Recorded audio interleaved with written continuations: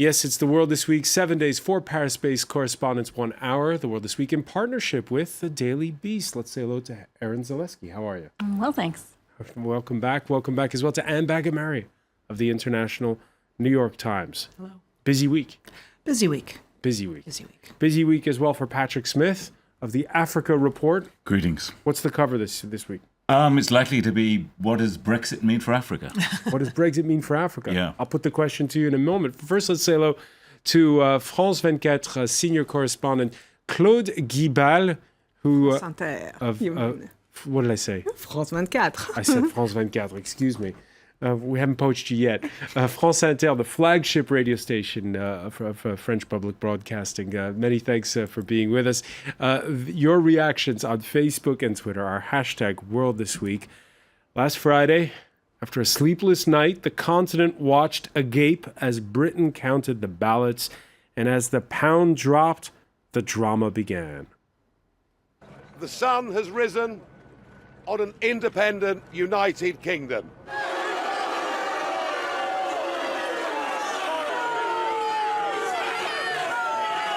I do not think it would be right for me to try to be the captain that steers our country to its next destination.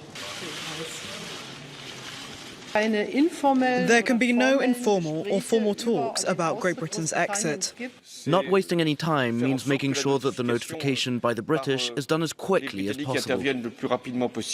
You are fighting for the exit. The British people voted in favour of the exit. Why are you here? I have concluded that person cannot be me. Patrick Smith. Yes. What will you take away from this week? Well, it was the week of meltdowns. It was a week of meltdown of a treaty, a 43-year-old treaty, in which less than 1% of the registered voters in Britain decided the fate of the whole country. There's a 1 million vote difference. Yes, but if you look at the figures, 36% of the registered voters voted for leaving the European Union, meaning a majority of registered voters, not the people who actually turned up at the polls, registered voters were either indifferent or against leaving the European Union. The whole of Scotland voted against leaving the European Union. The whole of London and much of the southeast voted, and Northern Ireland also voted against it. It creates huge problems. It creates the problems for the union of the United Kingdom, that Scotland and Northern Ireland, which are component parts of that union. Northern Ireland has a border with the Republic of Ireland, which it will continue, obviously, to be a member of the EU. That creates problems there. There's likely to be a second referendum. That's just on the immediate political level. Then we've got the financial meltdown. We've seen the pound go down to its lowest level for 30 years.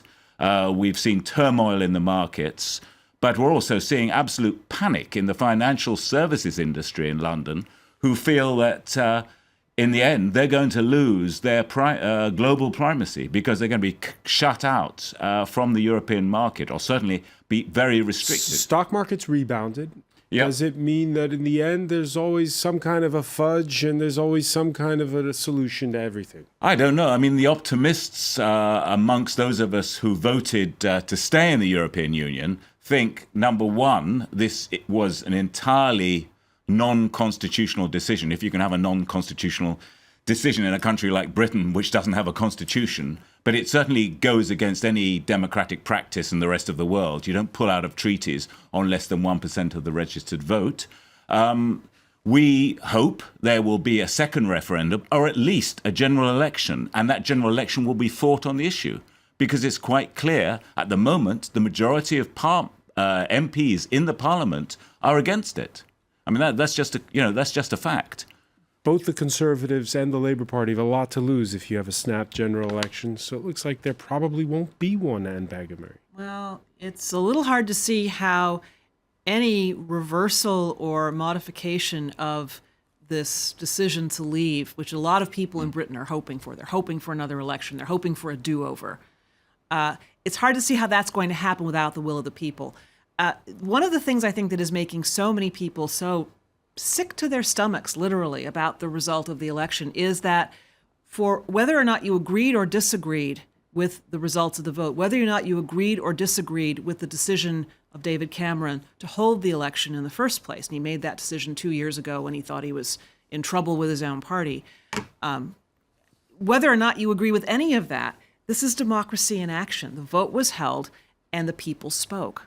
And there's really, if you turn back on that and you say, oh no, well, you cut the cake a little more finely and you say this number of MPs did this and there was, the implementation is too messy and look at the results and people regret it. Look at the petitions. Everybody wants another chance at this.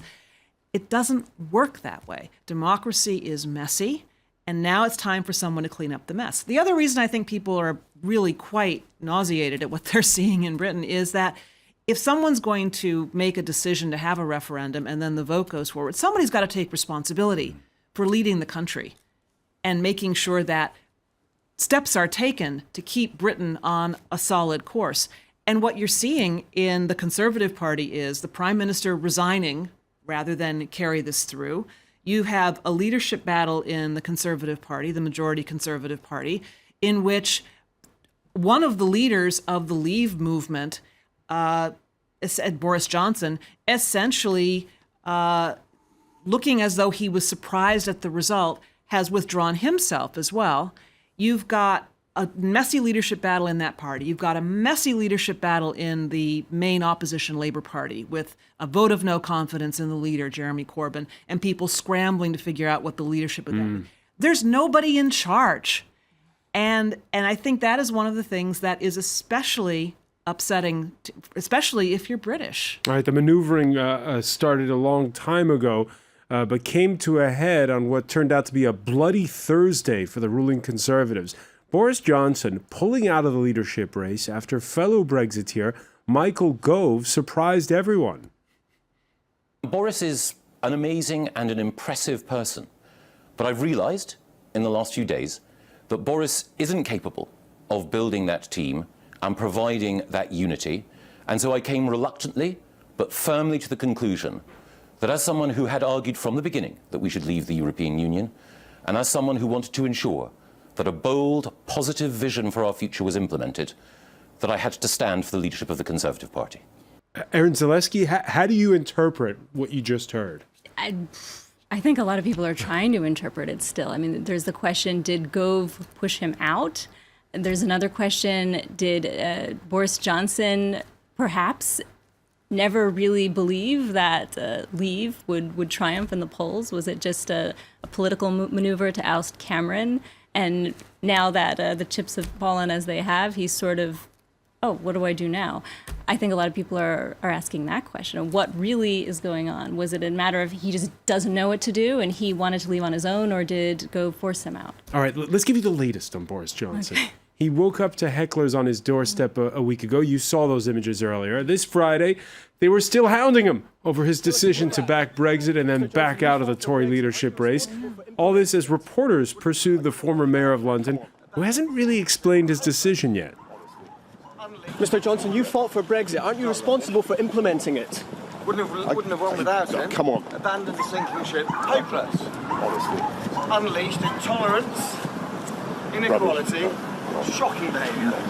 Mr. Johnson, aren't you responsible for implementing Brexit?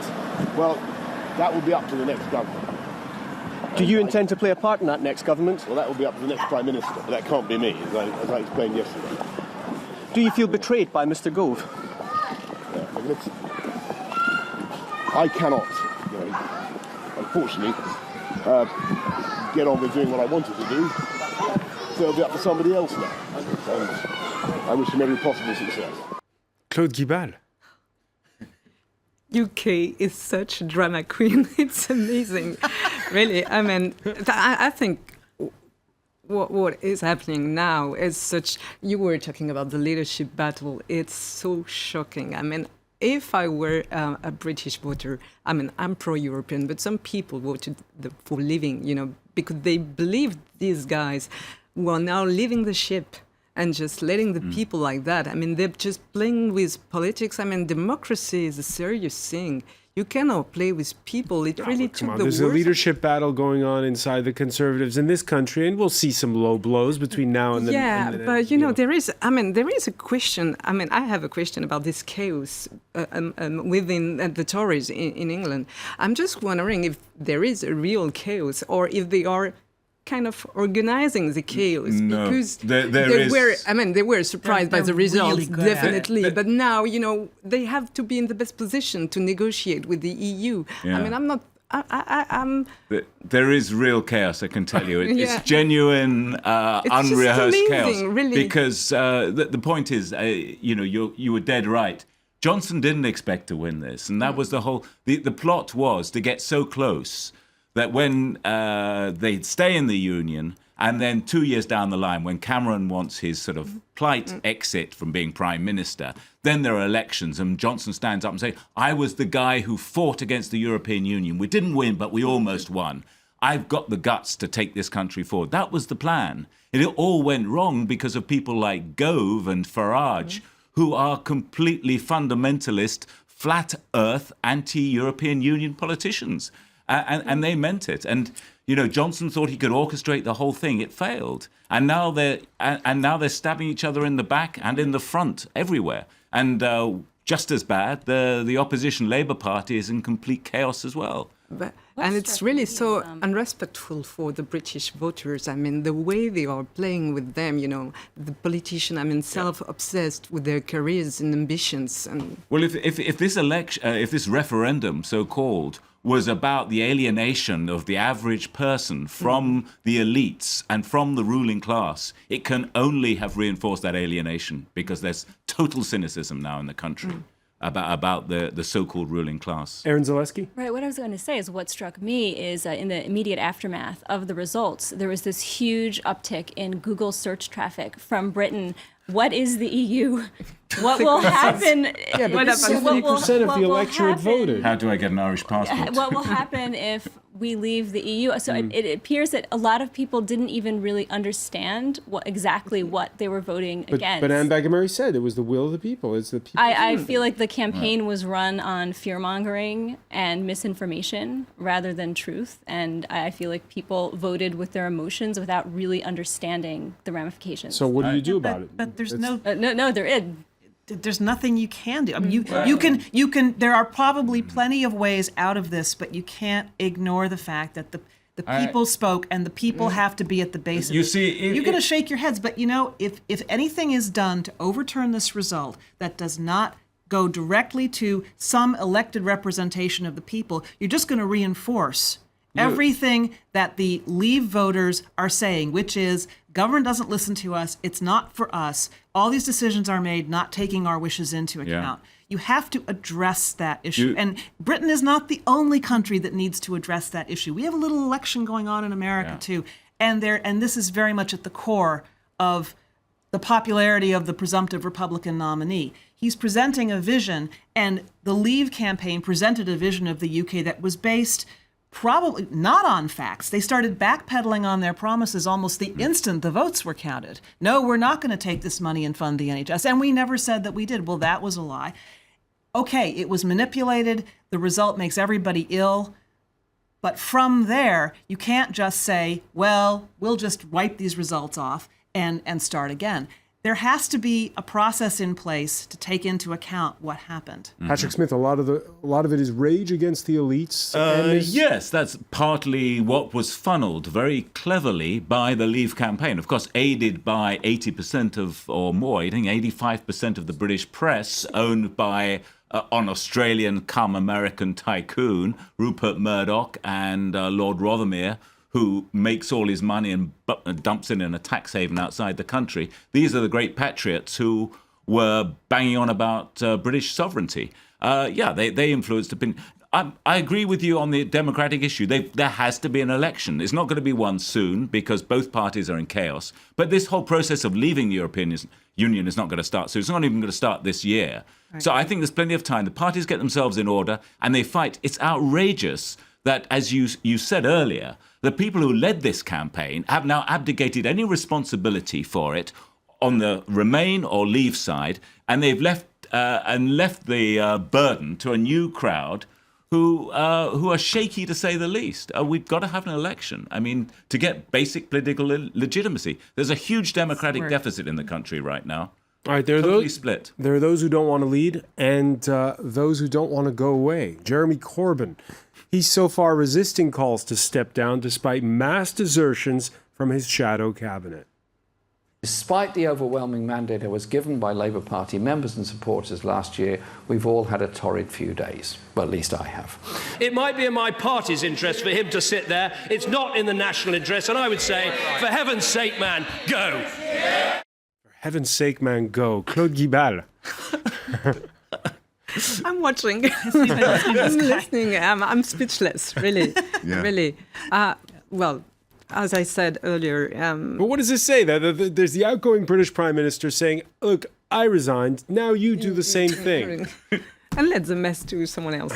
I mean, as you say, only a general election can bring back some kind of legitimacy and stabilize the country. I mean, the image of the UK now, it's so, I mean, for us French, so weird. Really. But how much damage did Jeremy Corbyn do? Because this is a guy who went on vacation for a good part of the campaign. Yeah. Who campaigned, we saw him in the last week, perhaps, a little bit more front and center, but up to then we hadn't seen him much. Yeah.